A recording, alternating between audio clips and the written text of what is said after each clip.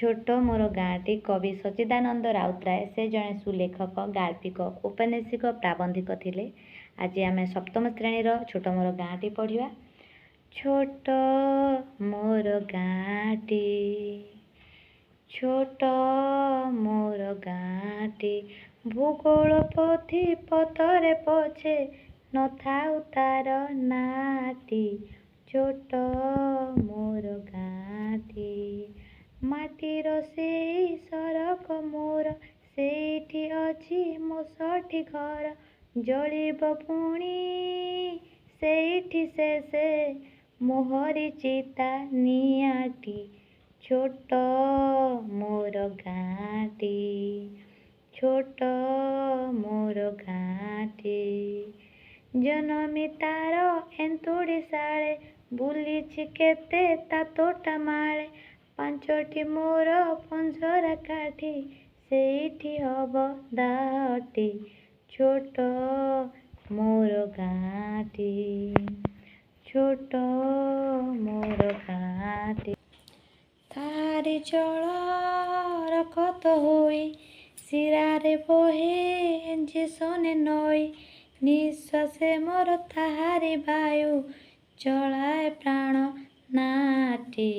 छोट मोर गाँटी ताहारी फूल सागुआ लता कंठे मोर देला जे कथा आखिरे देला चाहाणी नुआ फगुण उषा पाहांती।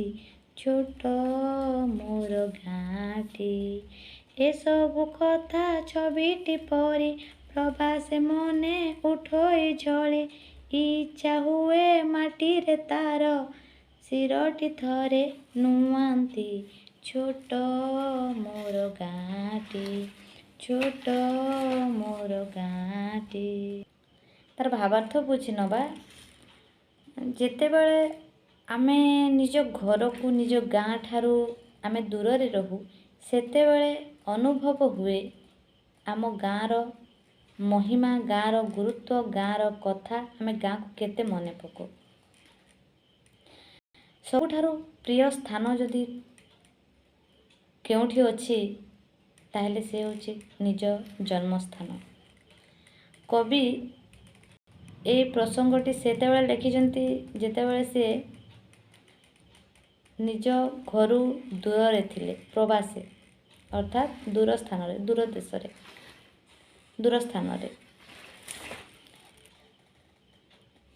निज माटीर महिमा निज माटीर कथा निज जन्म माटी को भल पाइबा निज जन्म माटी सहित एकदम संश्लिष्ट होई रहिबा एठारे वर्णना करा जायछि। कहिसेंती भूगोल पोथी पतरे पछे नथाउ तार नाटी। मो गाँर नाटा को बहिर को इतिहास पृष्ठारे नथिले चलिबो किंतु द बेस्ट होछि मो गाँ मो जन्म माटी। छोट मोर गाँटी किंतु सी होछि मोर प्रिय स्थान। तारी माटी तारी पानी पवन रे मु बड़ होईछि। मो गाँ रे थिबा आंब तोटा माळे मु बुलीछि आउ मु एते बड़ होईछि। तार पानी पवन वायु जेपरी मो शरीर प्रत्येक अंग को कार्यरत करछि एक्टिव करी रखिछि। मो रक्त रे मो स्नायु रे सबु संचालन होउछि। मो निश्वास रे मो प्रश्वास रे तारी वायु अछि। ता जल जेमिति मो देह रे रक्त होई प्रवाहित हेउछि। आउ कोन ना मोर ए जो जीवन मो प्राणवायु से गाँर शुद्ध अम्लजान रे गढ़ा होइछि। ताहारी फूल सागुआ लता से गाँर फूल तार सागुआ जंगल लता बण पहाड़ प्राकृतिक परिवेश कंठे मोर देला जे कथा मु जेतेबेले कहिबा आरंभ कली जेतेबेले मु छोटरू बड़ हेली शिखिबा आरंभ कली चिन्हिबा आरंभ कली प्रकृति सहित जेतेबेले मोर परिचय हैला सेही समय रे मु सेमानंकु देखिकी सेही जिनिस गुडी को देखिकी मु अनुकरण करिछि एवं तांको ठारू कथा कहिबा शिखिछि ଏ ପତ୍ର, ଏ ଗଛ, ଏ ଡାଳ, ଏ ଫୁଲ, ଏ ଆମ୍ବ, ଏ ନଈ, ଏ ପାଣି, ଏ ପବନ, ଏ କୀଟ ପତଙ୍ଗ, ମୁଁ ସେଇଠାରୁ ହିଁ ଶିକ୍ଷା ଲାଭ କରିଛି। ଆଜି ବଡ଼ ହୋଇଗଲି, ବିଦେଶରେ ଅଛି ସିନା, ହେଲେ ମୋର ଆରମ୍ଭ ହେଉଛି ମୋ ଗାଁ। ଆଖିରେ ଦେଲା ଚାହାଣି ନୂଆ।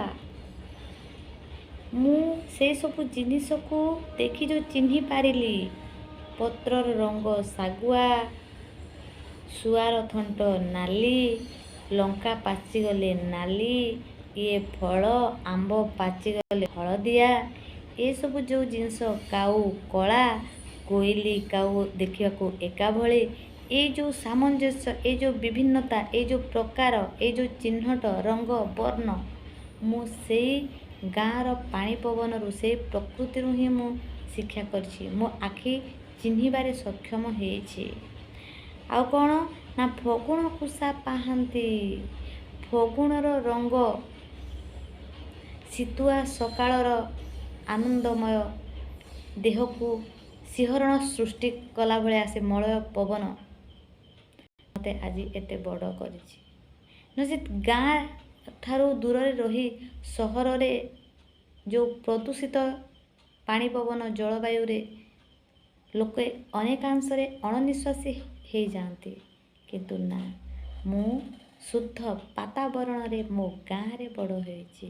ସବୁଠୁ ବଡ଼ କିଏ? ସବୁଠୁ ନିଜ ଆପଣାର ଅତି ଆପଣାର ନିଜର ଗୁରୁତ୍ୱପୂର୍ଣ୍ଣ ସ୍ଥାନଟି କେଉଁଠି? ନା ନିଜ ଗାଁ। ଆଉ କ'ଣ ନା ଏସବୁ କଥା ଛବିଟି ପରି ଆଜି ମୁଁ ବାହାର ଦେଶରେ ଅଛି, ମୋ ଗାଁଠୁ ଦୂରରେ ଅଛି, କିନ୍ତୁ ମୋତେ ମୋ ଗାଁ କଥା ମନେ ପଡ଼ୁଛି। ସତେ ଯେମିତି ଲାଗୁଛି ମୋ ଆଖିର ସୁପର କ୍ୟାମେରା, ମୋ ଆଖିର ସୁପର ପାୱାରର କ୍ୟାମେରା କ୍ୟାପଚର କରିକି ସେସବୁ ଜିନିଷକୁ ସାଇତି ରଖିଛି। ମୁଁ ତାକୁ ଦେଖୁଛି। ଏବେ ସିନା ଆଲବମ୍ ହେଇଗଲାଣି, ମୋବାଇଲ ଭିଡ଼ିଓ ହେଇଗଲାଣି, ଷ୍ଟୋରରେ ଆମେ ରଖିକି ଦେଖିପାରୁଛେ। ସେଇ ସମୟରେ ଯାହା ସ୍ମୃତିରେ ରହିଲା ତାହା ସବୁଦିନ ପାଇଁ ପ୍ରିଣ୍ଟ ହେଇକି ସେଭ୍ ହେଇକି ରହିଲା। ଆମର ବ୍ରେନ୍ର CPU ସେତେ ପାୱାରଫୁଲ୍। ଏଠି ଯେଉଁ ଅଛି ମେମୋରି ଚିପ୍ସ, ସେ ସେତେ ଷ୍ଟ୍ରଙ୍ଗ, ସବୁ ମନେ ରଖିପାରେ। ତ ଏ ଆଖି ଆମର, ବା ଏଠି କବି କହିଛନ୍ତି ସେଇ ଯେଉଁ ସ୍ମୃତି, ସେଇ ଯେଉଁ ମୋ ପିଲାଟି ଦିନର ସ୍ମୃତି ଆଜି ମୋର ସବୁ ଚିତ୍ର ଭଳିଆ, ଛବି ଭଳିଆ ମନେ ପଡ଼ୁଛି। ଆଉ କ'ଣ ଇଚ୍ଛା ହେଉଛି, କେମିତି ନା ସ୍ୱାମୀ ବିବେକାନନ୍ଦ ଯେମିତି ଆମେରିକାରୁ ଫେରିଲା ପରେ ସେ ଭାରତ ମାଟିରେ ଗଢ଼ି ଯାଇଥିଲେ, ଲୋଟି ପଡ଼ିଥିଲେ, ସେ ଧୂଳିରେ ତାଙ୍କୁ ଏତେ ଆନନ୍ଦ, ଏତେ ଖୁସି ମିଳିଥିଲା। ଠିକ୍ ସେହିପରି ମୋତେ ବି ଇଚ୍ଛା ହେଉଛି, ମୁଁ କେତେବେଳେ ମୋ ଗାଁକୁ ଯିବି, ଆଉ ମୁଁ ସେ ମାଟିରେ ଟିକେ ମୋ ମୁଣ୍ଡକୁ ଲଗେଇବି, ଅର୍ଥାତ୍ ମୁଣ୍ଡିଆ ମାରିବି।